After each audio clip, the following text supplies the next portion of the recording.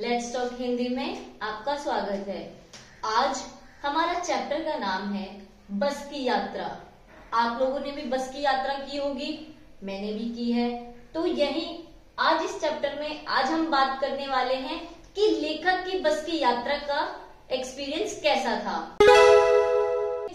आज हम एनसीईआरटी की 8वीं की किताब वसंत के चैप्टर 3 बस की यात्रा की बात करने वाले हैं।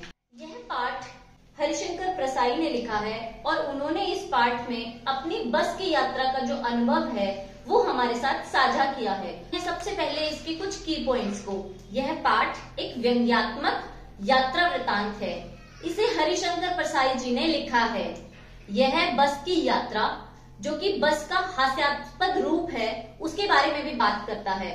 बस की कंपनी का इसमें मजाक बनाया गया है जो कि यात्रियों की जान को जोखिम में डालकर भी अपने मुनाफे के बारे में सोचती है। तो इस पाठ की कहानी शुरू होती है जहां लेखक और उनके 4 दोस्त पन्ना जाने का प्लान बनाते हैं। वह सोचते हैं कि उसी बस की कंपनी से वह दूसरी बस से सतना जाएंगे और जबलपुर की ट्रेन पकड़कर अपने घर चले जाएंगे। परंतु जब लोगों को पता चलता है कि वह उसी बस से पन्ना जाने वाले हैं और उसकी ही दूसरी बस से सतना जाने वाले हैं, तो वह सोचते हैं कि उन्हें नहीं जाना चाहिए और वे कहते हैं कि बस तो एक डाकिन है। डाकिन का मतलब जो किसी की जान खा जाए। पर वे समझ नहीं पाते कि ऐसा क्या है इस बस में जो ये लोग हमें मौत के बारे में बोल रहे हैं और बोल रहे हैं कि हमें नहीं जाना चाहिए। जब लेखक लोगों की बातें सुनते हैं तो वे सोचते हैं कि बस में ऐसा क्या है जो कि लोग उन्हें एक वार्निंग सी दे रहे हैं। पर जब लेखक और उनके दोस्त बस को देखते हैं और उसकी हालत देखकर उन्हें समझ आता है कि ये तो बहुत पुरानी है, इसकी हालत तो बहुत जर्जर है। वे कहते हैं बस काफी पुरानी है, काफी अनुभवी है, जैसे कि एक बूढ़ी स्त्री, एक वृद्धा। तो वे सोचते हैं कि लगता है लोग इसी कारण इस पर चढ़ना नहीं चाहते। अगर इस पर चढ़कर इस पर सफर करेंगे तो इसका अपमान होगा, इसलिए वे कहते हैं कि वो बस को पूजनीय मानते हैं। इसमें सफर करेंगे तो इसको कष्ट पहुंचेगा और वे सब उसको कष्ट पहुंचाना नहीं चाहते। वे बस का जो वर्णन है इस प्रकार करते हैं जैसे कि कोई वृद्ध स्त्री। लेखक देखते हैं कि उसी बस कंपनी का जो हिस्सेदार है वह भी उसी बस में सफर कर रहा है। तो बस की हालत को देखकर उन्हें दया आती है और वे हिस्सेदार से पूछते हैं कि क्या यह बस चलेगी भी। तो हिस्सेदार जो है वो लेखक को भरोसा दिलाते हैं और कहते हैं कि हाँ चलेगी, क्यों नहीं, अभी देखिए इतनी तेज चलेगी और बहुत अच्छे से चलेगी। वहीं जो लोग उन्हें विदा करने आए थे, जब वे उन्हें दयनीय भाव से विदा कर रहे थे तो ऐसा लग रहा था मानो वे कह रहे हों, आना जाना तो लगा ही रहता है, आया है सो जाएगा, राजा रंग फकीर। इसका मतलब है कि दुनिया में जो भी व्यक्ति, इस पृथ्वी पर जो भी व्यक्ति आया है उसे आज नहीं तो कल तो जाना ही होगा, चाहे वो राजा हो, चाहे वो रंक हो जाए और चाहे वो भिखारी हो।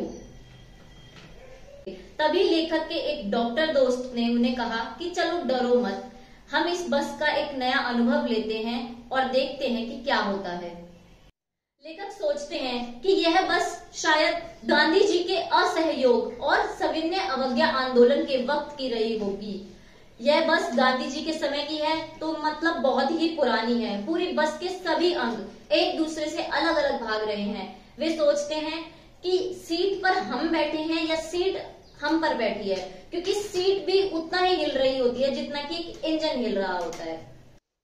कुछ ही देर तक चलने के बाद पता चला कि बस रुक गई और इंजन की टंकी में छेद हो गया है। तो ड्राइवर ने क्या किया, सारा पेट्रोल निकालकर एक बाल्टी में डाल दिया और नली से उस पेट्रोल को इंजन तक पहुंचाने लगा। अब लेखक को लग रहा था कि मानो जो कंपनी के हिस्सेदार हैं वे इंजन को निकालकर अपनी गोद में रख लेंगे और नली से इस तरह पेट्रोल पिलाने लगेंगे जैसे माँ अपने बच्चे को शीशी का दूध पिलाती है। ऐसा होने पर बस और धीरे हो गई। लेखक कहते हैं कि अब तो उन्हें उस बस पर बिल्कुल भी भरोसा नहीं था। अब उन्हें हर पेड़ अपना दुश्मन लग रहा था। उन्हें लगता था कि बस का बैलेंस बिगड़ जाएगा और वह बस पेड़ में जाकर टकराएगी और सब के सब मारे जाएंगे या फिर झील में गिर जाएगी और पूरी बस गोता लगाने लगेगी। थोड़ी ही देर में बस फिर रुक गई। अब ड्राइवर और अलग अलग तरीके निकाल रहा था उसे चलाने के लिए, पर बस जो थी बिल्कुल चलने को तैयार ना थी। अब वह पेड़ के नीचे खड़ी लेखक को ऐसी लग रही थी जैसे थक कर कोई वृद्धा स्त्री पेड़ के नीचे बैठ गई हो। वे सोचते हैं कि अगर बस खत्म हो गई है तो अब इसी वीरान जगह में उन्हें इस बस की अंत्येष्टि करनी पड़ेगी, यानी अंतिम संस्कार करना पड़ेगा, क्योंकि बस की हालत बहुत ज्यादा खराब थी और अब वो चलने का नाम ही नहीं ले रही थी। बस के हिस्सेदार तरह तरह की बातें बना रहे थे कि नहीं बस तो ठीक है, बस तो फर्स्ट क्लास है, या तो इत्तेफाक की बात है कि आज नहीं चल रही है, और वे तरह तरह के तरीके निकाल रहे थे ताकि वह बस को ठीक कर सके। और बहुत ज्यादा मेहनत करने के बाद उन्होंने उसे थोड़ा सा सही कर लिया और बस फिर से चल पड़ी, पर अब और ज्यादा धीमी चाल में। अपनी इस धीमी चाल से चलते हुए बस एक पुलिया तक पहुंच जाती है। पुलिया यानी कि एक पुल पर पहुंच जाती है और उसका अब टायर पिचक जाता है। अब हिस्सेदार की तरफ लेखक बहुत ही दयनीय भाव से देखते हैं कि अब वे क्या कहेंगे, क्योंकि ये बस तो चलने का नाम ही नहीं ले रही है। कभी इसका इंजन खराब हो जाता है, कभी इसका पहिया खराब हो जाता है और कभी यह बिना ही कारण रुक जाती है। तो वे बड़ी दयनीय भाव से हिस्सेदार की तरफ देखते हैं और ये सोचते हैं कि जो हिस्सेदार है वह अपनी तो जान जोखिम में डाल ही रहा है, सारे यात्रियों की भी जान जोखिम में डाल रहा है, तो वह इस बस पर कुछ खर्चा क्यों नहीं करते, वह कुछ नई बस क्यों नहीं मंगा लेते, इस बस के लिए इतना साहस क्यों दिखा रहे हैं, इतना बलिदान क्यों करना चाहते हैं। तो वे सोचते हैं कि उनके साहस और उनके बलिदान का सही प्रयोग नहीं हो रहा है। लेखक इसी बात पर हिस्सेदार का व्यंग्य करते हैं और कहते हैं कि अगर बस नाले में गिर जाती और सबकी मृत्यु हो जाती तो स्वर्ग में सभी देवतागण हिस्सेदार का इंतजार करते और कहते, देखिए वह महान आदमी आ रहा है जिसने एक टायर के चक्कर में अपनी जान दे दी, पर वह टायर नहीं बदला। बस की हालत और हिस्सेदार की हालत देखने के बाद लेखक सोचते हैं कि वह अब इनकी हालत का तो कुछ कर सकते हैं नहीं।